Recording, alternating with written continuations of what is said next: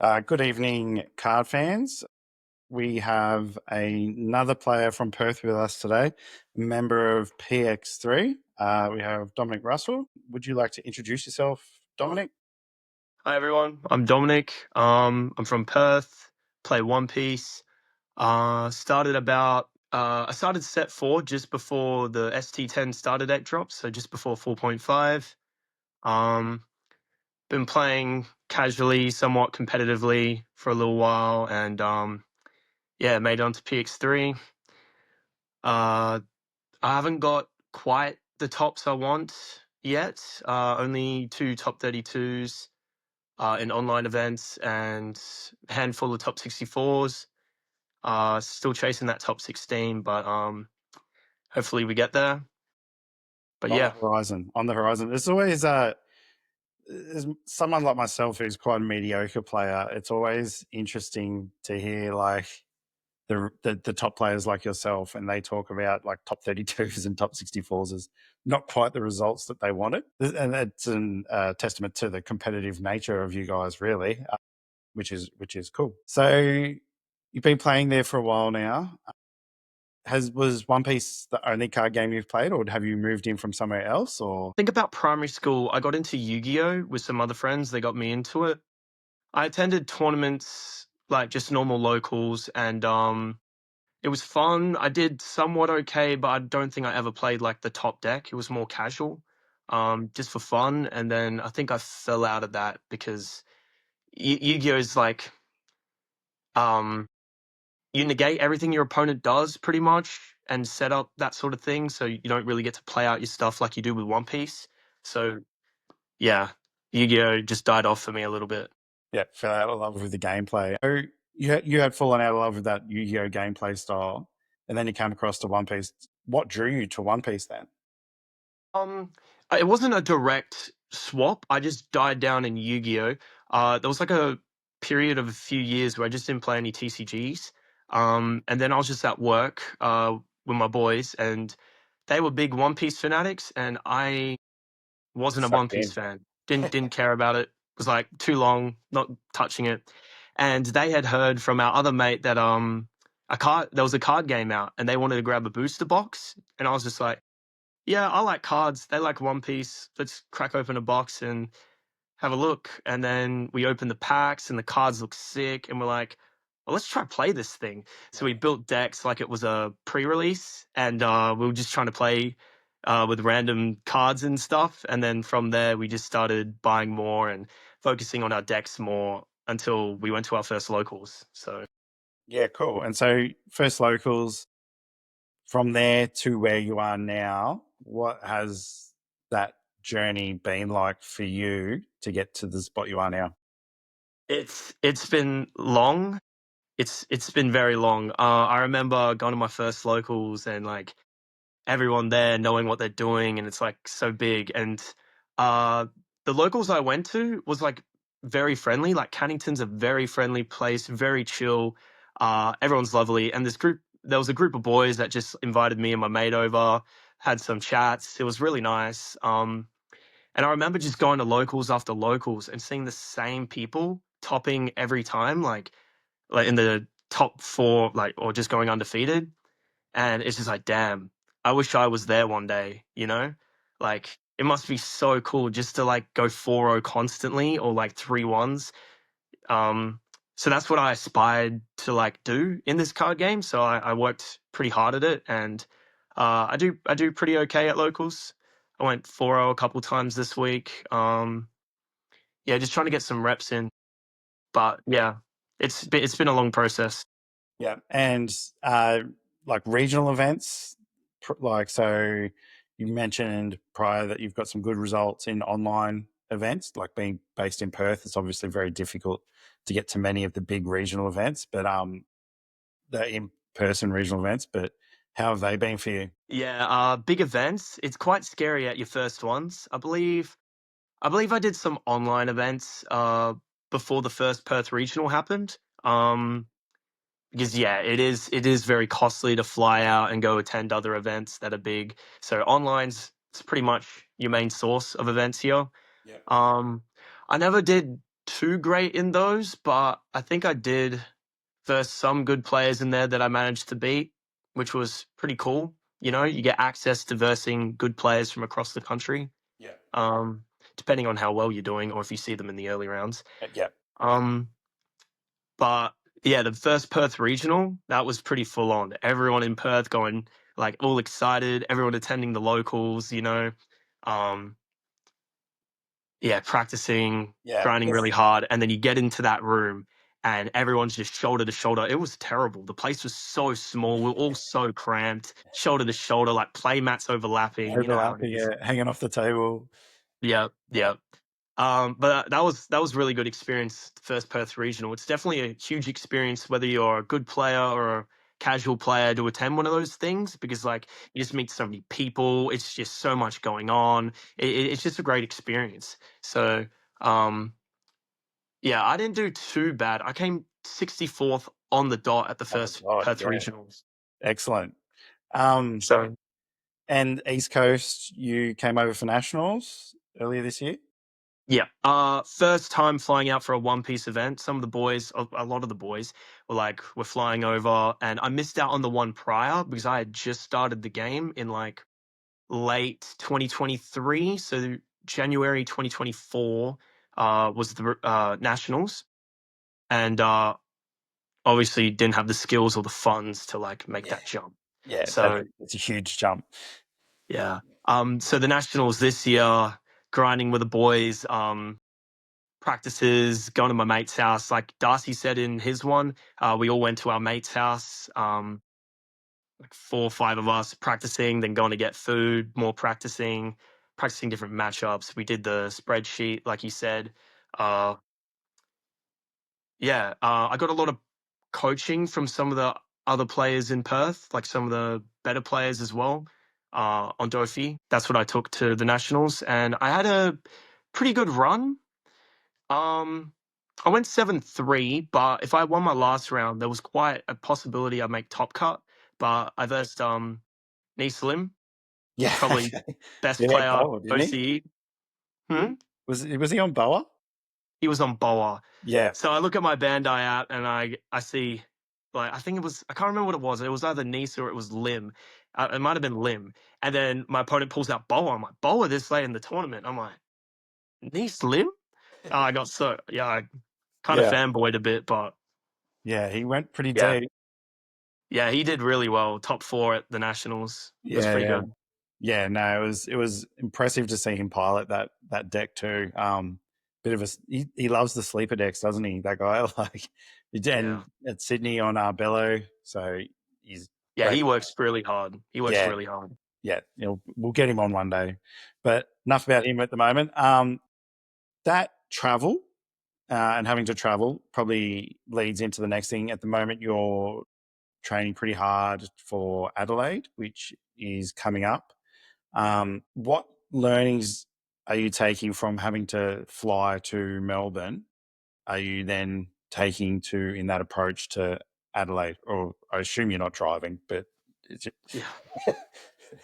Um, well, for Melbourne, because I was going with like all the boys and we're staying in one place, it was like mostly for the national tournament, but mostly also for like a little holiday or a fun adventure with the boys, you know, yeah, bit of drinking, bit of doing all sorts, you know. But whether Adelaide, for me, it's not a huge holiday trip. I'm just going with one of my mates from Perth. Uh, And it's kind of like go there, compete. If you do well, you do well. If you don't do well, oh well, cop it on the chin. You know, there's 2 online tournaments in August too. There's more in October, and there's nationals coming up for next year too. So it's just another. It's just really fun to fly somewhere to compete. yeah, So yeah, it just went. You know, other people going Adelaide. It's the closest one to Perth. yeah, Um, yeah, still got to work really hard to practice for that. But yeah, it's not the same sort of mind state as it was for going to Melbourne. yeah. Okay. Do you think is it a were you more polished going into Melbourne with that working with a team as opposed to this where it's you're going individually or with a mate and then playing and then just going home? Is the mindset that like super different for that in that regard? Like, Obviously, when you pay a lot of money to fly and accommodation and stuff, you really still want to work really hard, so you still have a good chance at making the top that you want. Yep. So the work ethic is still the same. Yep. Uh, where with nationals, because a lot of people are going, you're practicing really hard with them. Yep. If the same people aren't going for Adelaide because it's not as big as the nationals, they're not all going to be practicing as hard with you, Yeah. but we've Yep. still got a fair amount of people from Perth going to Adelaide. So there is quite a big testing group and a good quality of testing group. You got the Eternal boys. You got some other lads from Perth who just want to go, and then I've also got the PX3 lads like Shannon and Darcy. Whether we're practicing IRL or over webcam or Yeah. practicing things on sim, just testing matchups, tech cards, all of that, just to prepare. Yeah. Yeah. That's cool because I'm going to Adelaide too. So might see you there. In the earlier rounds, we might match up against each other. So you're going to Adelaide now, and you've got that intent of doing well, outlay of money. You want to see a bit of a result on that. How has that impacted your deck choice leading into Adelaide? You playing like bet? Well, there's a few choices, right? So you're playing Betty as a direct counter to blue purple, or are you taking blue purple because it's tier one sort of thing? Like, are you just taking a rogue random something else that you think might, like buggy, might do better? Like, how do you approach that deck choice? Um, that's a very good question. I want to play the deck that gives me the best chance of placing. So I've got to analyze what I think most players are going to be playing, Yep. and then I've got to pick a choice that has a good matchup or a good spread into those decks. If Yep. I think that's what I'm going to see, that's what I've got to tech for. That's what I got to play to beat. Yep. Um, so the deck I'm currently on and leaning towards is blue purple Luffy. Yep. Um, but I'm also testing my other options out. I don't think I will take Betty. I'm just not a fan of the style or the. It's a good choice. It definitely has its own spread and a very good matchup spread into the purple Luffy meta, but I don't think it's for me. I think there's other options I could go into that would suit my play style better or that I'm more comfortable on. Because as much as a deck is good, you also need to be very comfortable on it. Because if you're Yep. not comfortable on it and it feels gross, then you're not going to be playing at your best. So the Yep. amount of reps you have on that deck or the play style or there's a lot of factors in when choosing a deck. Yeah, But it sort of leans in a little bit to what Shrub was mentioning before. Like, yeah, certain decks are top performers, but if you don't enjoy playing that deck and you just don't put the reps in, you won't perform on that deck. I guess that's me problem as well, where I'm so comfortable playing Bonnie that I find it hard to switch over and put in the effort to those different decks. And then when I see people like Bello Betty popping up a lot, I'm like, oh, okay, I'm on here now with Ray Cost Kid. So there's always that like hint of delusion with me in that this deck, I should take this deck. Whereas, like you say, you really should be taking a deck with a really good spread into these events when you want that best return. Yeah, that's a me problem that I need to figure out there, isn't it? yeah. So you've picked your deck, you sort of exploring other options. Are you exploring those on the sim mostly or against your friends and teammates in Perth? Are you like, do you try to keep those things hidden a little bit leading into these bigger events? Kind of. Most of the people at Perth aren't going to be the people I'm versing. It'll mostly be Adelaide locals and then the pro players who fly for these events. So it's not like I'm trying to hide from Perth players, but I'm probably testing in private. I've been taking only blue purple two locals. I took a few other options earlier that weren't too bad. I was Yeah. testing RG Smoker and Yeah. GP Luffy and decks like that have to have a decent matchup into blue purple and some of the other top decks. Um, but Yeah, it's mostly testing in private. If I have the decks already built on me, then I'll practice them when I can in real life.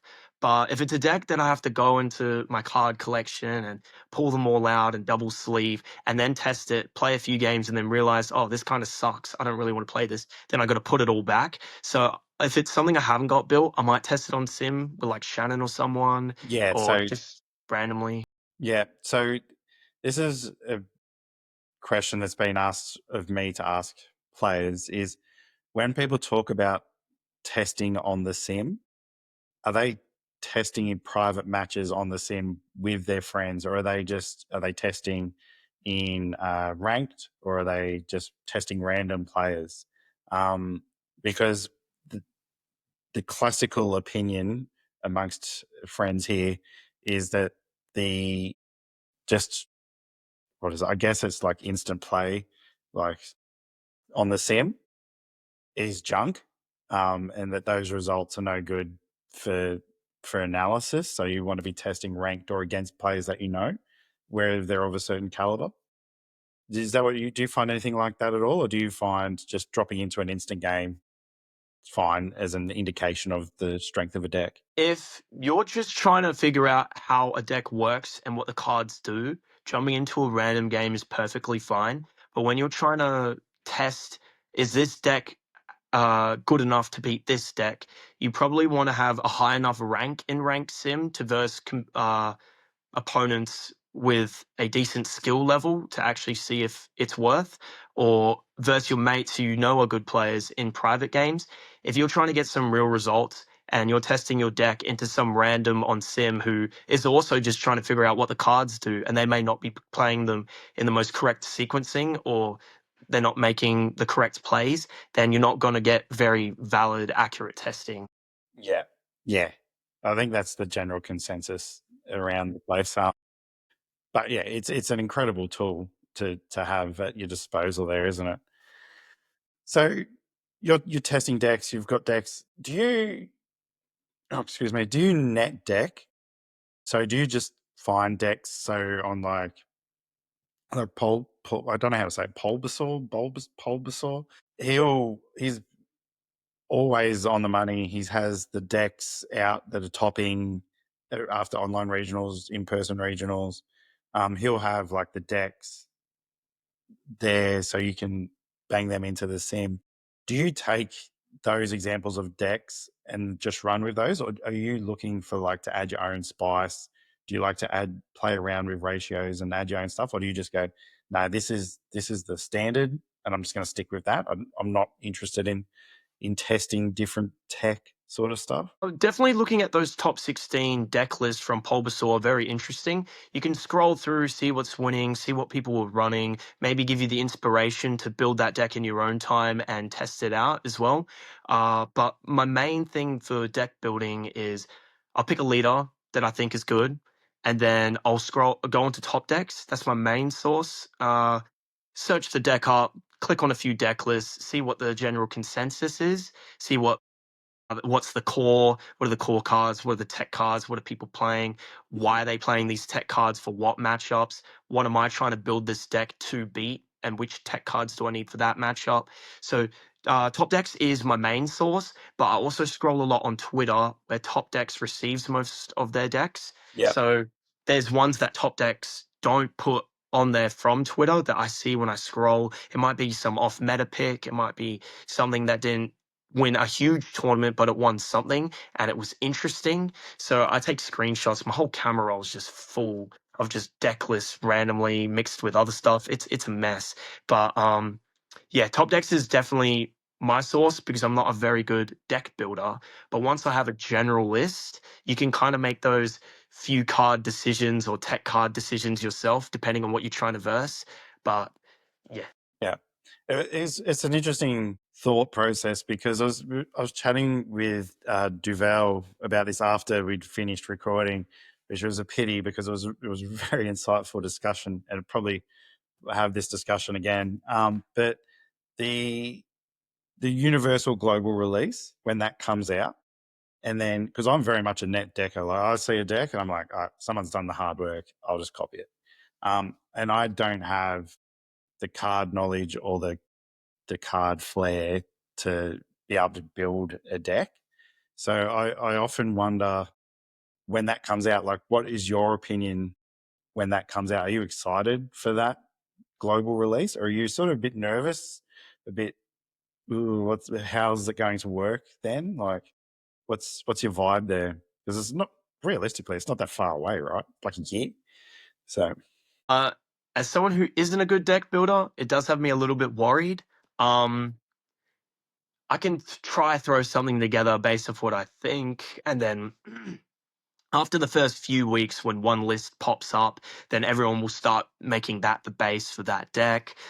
So the first few weeks, I might try something, or I might ask Darcy to be fair, because as he plays a lot of off meta, he has to build a lot of his decks based on himself, based on what he thinks, and his deck building knowledge is pretty good. And Shannon's also pretty good in that aspect. So I'd probably go to them to see, hey, what are you thinking here? What are you running? And then maybe I copy, or if they're not playing the leader that I want to play, I might get them to build a deck for me to test. But yeah, it has me a little bit worried because, yeah, I'm not very strong in that yeah, area. man, I suck. It's like a net deck, man. I'm like, right, this is the deck list. Because every time I've tried to build my own deck, it's an abject failure. I'm like, this is, why am I even bothering? Um, so so I'm sort of nervous and excited by that prospect at the same time, and the card rotation, all those sorts of things. We touched a bit on the, the travel coming up for Adelaide. Do you? This is just a personal question. That, like, the flying, taking it out of you. I'm always pretty tired after a flight or a big day of travel, stuff like that. Do you prepare for that physically at all? Like, are you trying to be conscious of your health at all leading up into events like this, or is it just, nah, same as usual? I'm not changing anything here. It's just a regular sort of day. I mean, physically, I stay healthy. I hit the gym a few times a week, keep healthy, look Yeah. half decent, make myself feel better for all the takeout I eat while I'm practicing. Um, but yeah, it's only a few hour flight. Like, it's nothing huge. Uh, you make the flight, the time's adjusted a little bit. You're gonna have like the smallest bit of jet lag, but from Perth to Adelaide, it's not a huge jump. It's not like I traveled halfway across the world where I've caught 3 planes and my Yeah. body clock is completely scrambled. So yeah, I don't think I have to physically prepare as much for that, but it is definitely, it's not going to feel the same as waking up the next day in Perth. Yeah.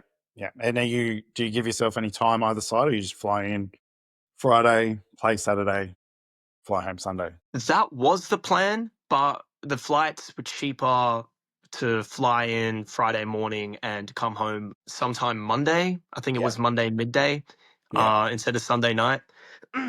So yeah, but going from the 15th to the 18th, so Friday to the Monday. Yeah. Nice. Nice. Nice. Nice.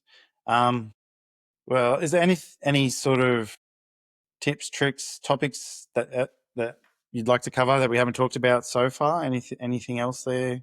Any advice for me going to Adelaide playing Bonnie?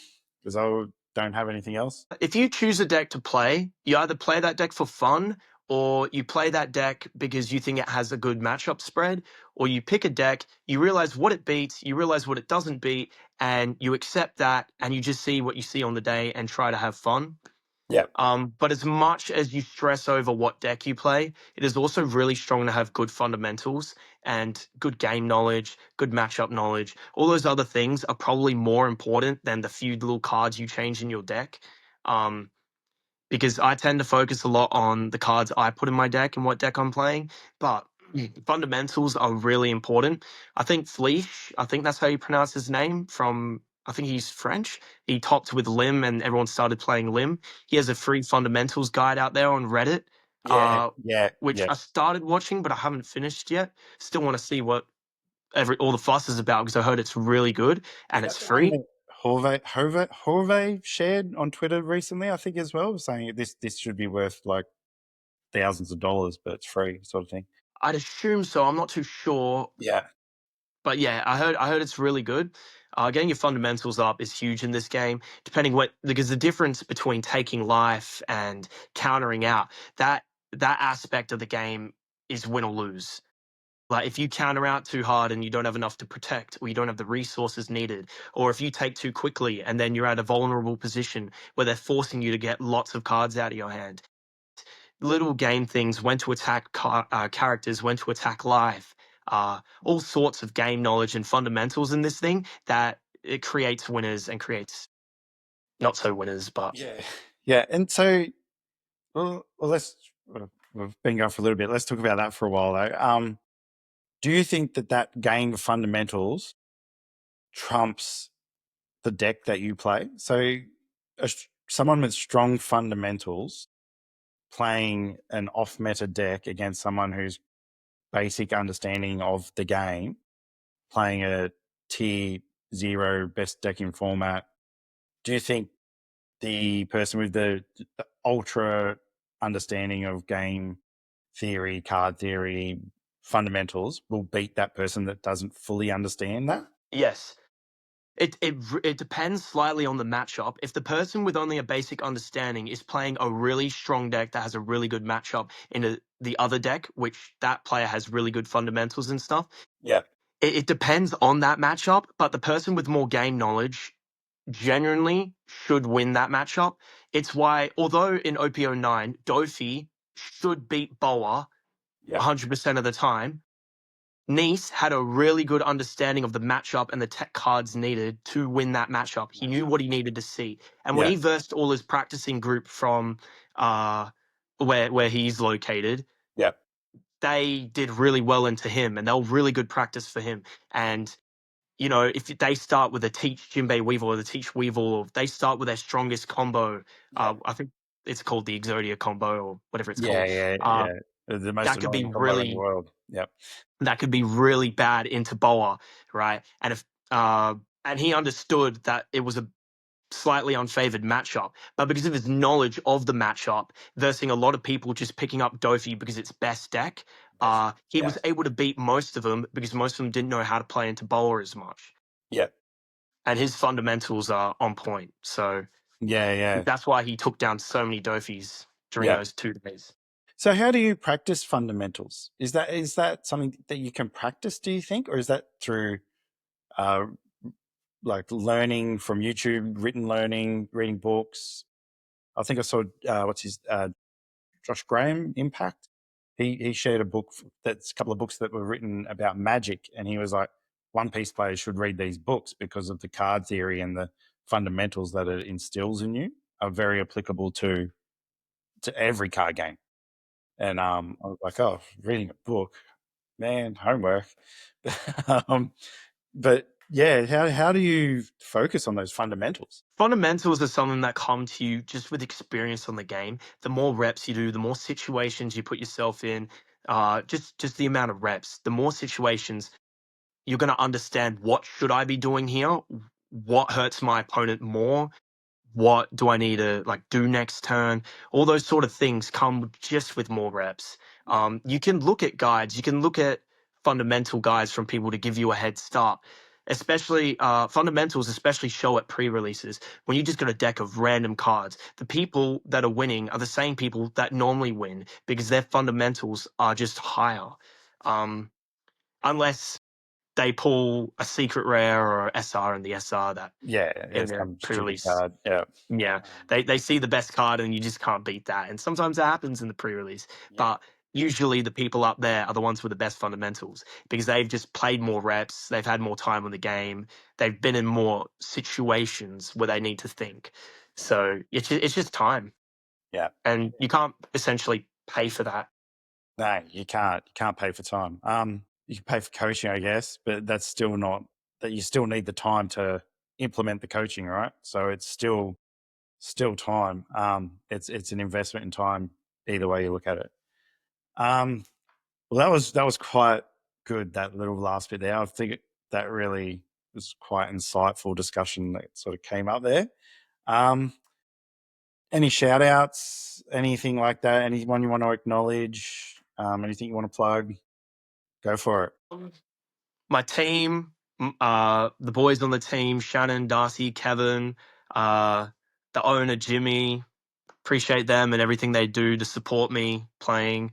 All my other testing friends, my boys who got me into the game, my boy Kill from work and Yep. Tyson, my boy Ethan who helps me get a lot of reps in, even though he only plays blue. Cool. Um, yeah, and then all the people from Perth and anyone I've met going over, just who I've had really good like experiences with. Meeting new people's great. Yeah. Yeah, just all the relationships I've built. Cool. We'll drop all those links in below as well, so you can send them to me. We'll drop in all those people that you want to shout out, and the link for your YouTube as well, so people can get on there and follow you. See some of those cool results you're getting there in the locals and at the big events coming up. Mate, I reckon we'll see you in the top there at Adelaide too. I'll try. I'll try.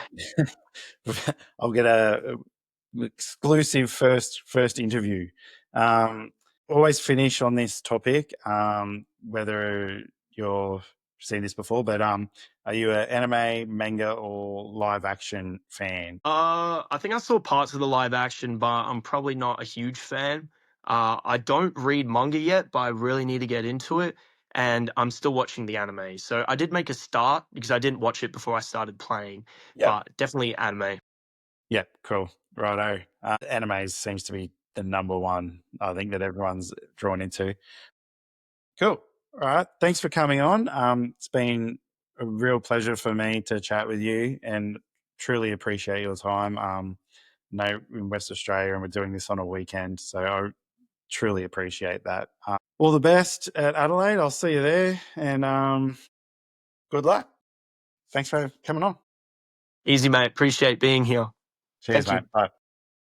See ya.